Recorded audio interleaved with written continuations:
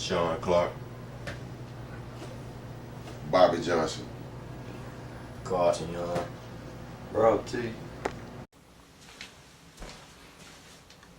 Hi, I come to talk to you about a familiar thing that maybe you and I have experienced here lately, especially if you had to make maybe a service call to your local company. Let's say with your internet service, your internet goes down and you're having problems getting connected.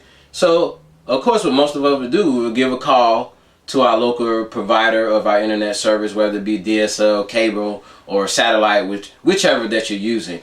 When you make that call, they're going to ask you a couple things. They're going to ask you to verify your account number and ask you to verify your information. And then once you do that, what they'll do is say, put you on hold for a second and you'll be connected to the next available representative. A lot of times we get connected. I know for myself, I've got connected and then, I've asked the representative, where are you from? And then they'll tell me that they're from another country. And apparently this is what's going on in a lot of call centers now. Also, I recently took a car to get fixed at the local dealership. And when I took it to the dealership, of course I thought that all the work would be done at that particular dealership. But it told me it was going to take a couple extra days because what they had to do was send certain parts off from the vehicle to get it fixed at another location. And once they get the parts back, then they would do the rest of the repairs on site where I took the car at. So, I guess we pretty all much maybe have gone through this situation. Also, another situation that I know of is when you purchase a cellular phone, a lot of times you purchase the cellular phone from maybe whoever your service provider is. They give you a cell phone with your new service plan. But if the phone breaks, you pay for your warranty and you pay for insurance on it. So if you have any problems, what you would do, you would not send it back to your original phone company, but you would send it to a company that your original phone company has to do the repairs. And what this process is known as is called outsourcing. What is outsourcing? Outsourcing can be defined as getting the practice of subcontracting or manufacturing from another work company outside of the particular company that's providing services or products. Outsourcing has been around for quite a while. If you believe it or not, outsourcing emerged maybe a few thousand years ago. And when it started with the production, selling of food and to other household supplies, which certain people produce certain things. And say somebody grew corn, this person would just grow the corn, then you have one person would just grow the flour. And outsourcing kind of began in that kind of a manner, where one person would do this.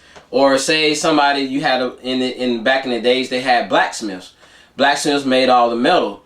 Okay, say you were a person that you built certain things, but you would go to the blacksmith in order to get the particular piece of metal that you need to make in order to complete the product that you were making. And today, that's how a lot of businesses carried on through outsourcing.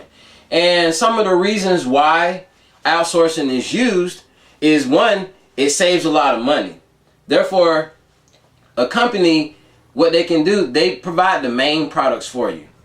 Now, according to an article on realityweb.com, that a lot of people, a lot of companies are choosing to go with an outsourced method, because what they're going to do, the people that they outsource, they're pretty much are going to be professionals in that manner.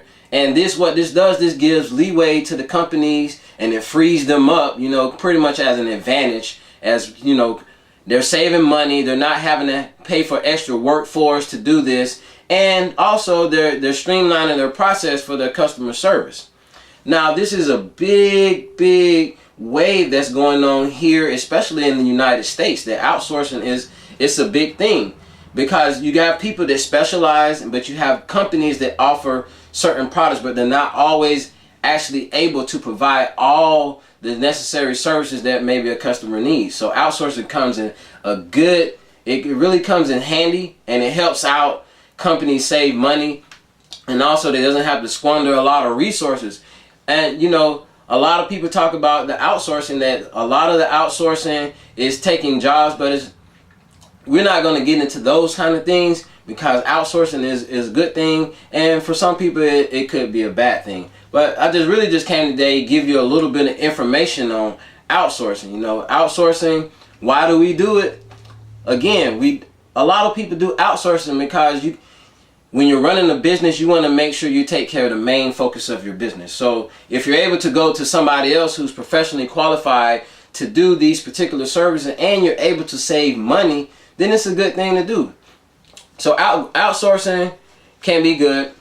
Outsourcing can be bad for some people. But we're not here to persuade you today on whether or not to choose outsourcing or not. Just came to break open the table a little bit, breaking open up the book, and let you know what outsourcing is. And if you have any more questions, just go ahead and just check on outsourcing. Outsourcing is not going anywhere soon. It's going to be around for a long time. It helps businesses run smooth, help businesses save money, which in turn helps us save money as the consumer end. And I hope that today the speech that I gave you on outsourcing helped you a lot. All right, talk to you later. Bye-bye.